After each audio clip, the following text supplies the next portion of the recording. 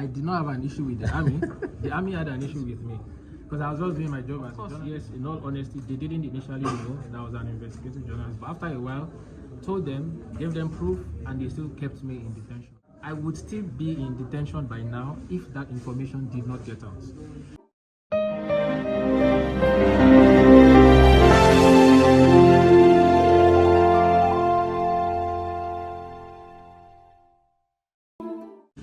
I can't understand a journalist investigating a crime and the army, picking him up, finding out that he's a journalist, and still not releasing him, not giving him access to his lawyers, not giving him access to the public. It shows that from the lowest to the highest level of security in this country, there is a problem with journalists. It explains the state of press freedom in Nigeria, that independent journalism is under threat. In an ideal society, that shouldn't be it.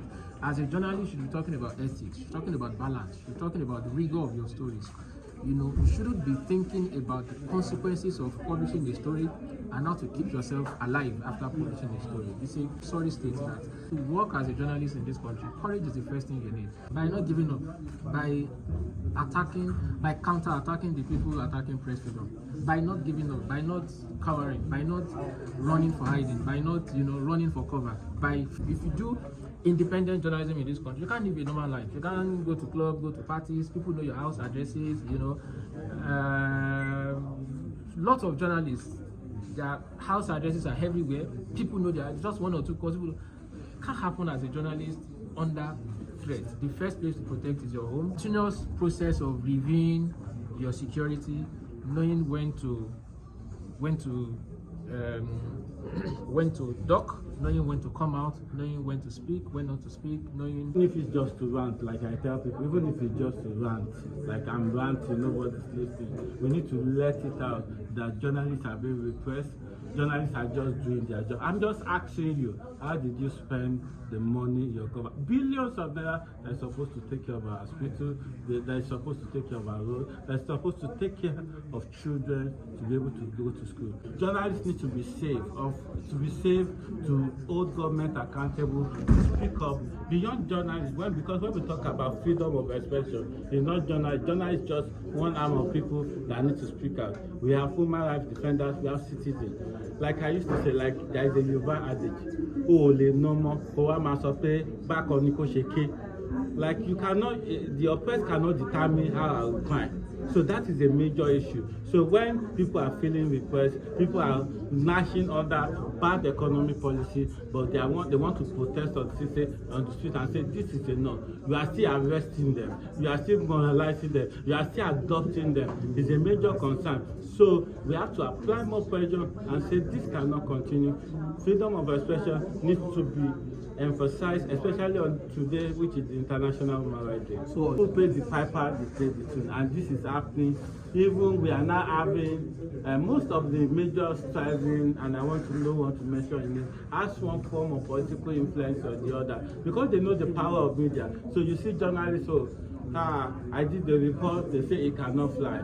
I did the report, the water is down. This is happening, and it's a link, there is a direct link even to state transport and media, because especially for an economy like Africa, where the inflation rate is high, where the economy is not booming. So people have to rely one way or the other on advertising, and the advertising is not there. Who is going to advertise on business except your business is doing well?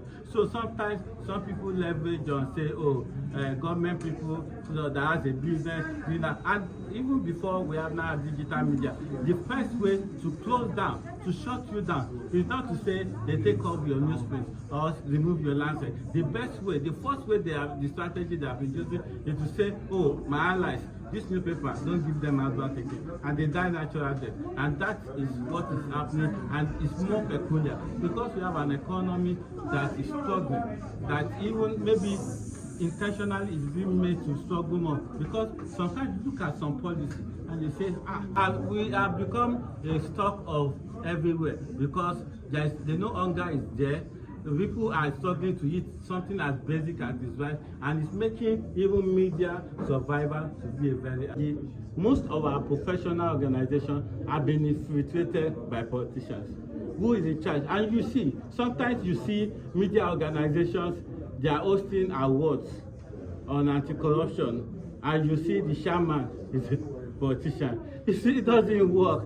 And you know, so how do you hold, where is that going to be transparency when the person that is funding your activity, and most of the NGOs, sorry to say, that is the reality. Once they are funded by politicians, people in government and all this, how are those people going to hold government accountable?